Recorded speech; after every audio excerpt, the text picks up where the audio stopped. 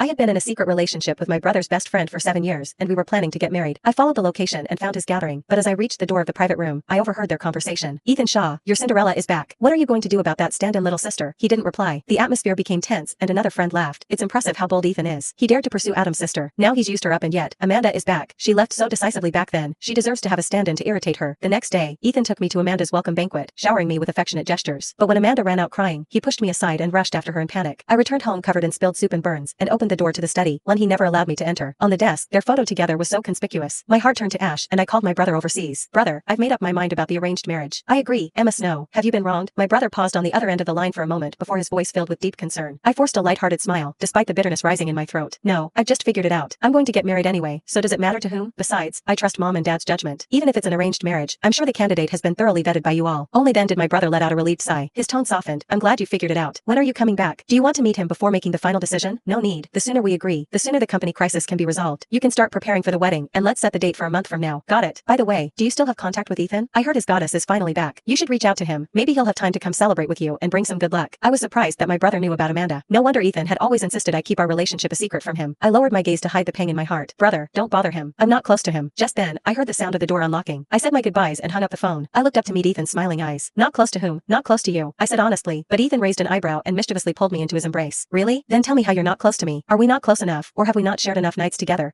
His breath was warm against my ear. Our once intimate behavior that made my heart race now only made me feel uncomfortable and repelled. As I struggled, I noticed the lipstick stain on his shirt collar. The burns on my body ached, and I didn't know where the pain came from, but it was so sharp it brought tears to my eyes. Emma, what's wrong? Are you feeling unwell? Ethan panicked as soon as he saw my tears. He rolled up his sleeve and saw the large red marks on my wrist, his voice trembling with concern. How did this happen? When did you get burned? Why didn't you tell me? It seemed like he had completely forgotten what had happened at the banquet. I remained silent, unsure whether I should remind him and shatter his mask of feigned affection. All right, stop crying now. I'll put some medicine on it for you. He gently patted my head to soothe me as he got up to grab the first aid kit, muttering along the way. Look at you, such a big girl, but still afraid of pain and always crying. What would you do without me? I stared blankly at the red burn mark on my wrist. Yes, I'd been spoiled for a full 7 years. What would I do without him? But, Ethan, I don't want you anymore. I don't want this fake love anymore, I said to myself. That night, I couldn't sleep well and woke up covered in sweat. Just as dawn was breaking, Ethan pulled me out of bed. I grumbled, trying to push him away, but he just chuckled and leaned in to kiss me. Instantly, all my sleepiness vanished. I almost slapped him, but barely managed to hold myself back. Luckily, it was just a quick kiss. Awake yet, my sleeping beauty? I turned away, wiping my mouth in disgust. It's the weekend. Why can't you let people sleep in? Ethan looked helpless. Did you know you had a fever last night? Get up, I'm taking you to the hospital. Although I felt mostly fine, I couldn't argue with him, so I reluctantly got up. In the hospital corridor, we unexpectedly ran into Amanda. It looked like she had hurt her foot and was struggling to hop down the hallway on her own. Ethan, who had been gentle just moments before, instantly frowned. Forgetting I was beside him, he rushed over to Amanda and held her, asking in concern, what happened? Amanda smiled at him, looking past him toward me. It's just a sprained ankle. What a coincidence. You two are here for a checkup too. Ethan's expression froze. He glanced back at me, his eyes shifting. Yeah, my little sister here had a bit of a fever.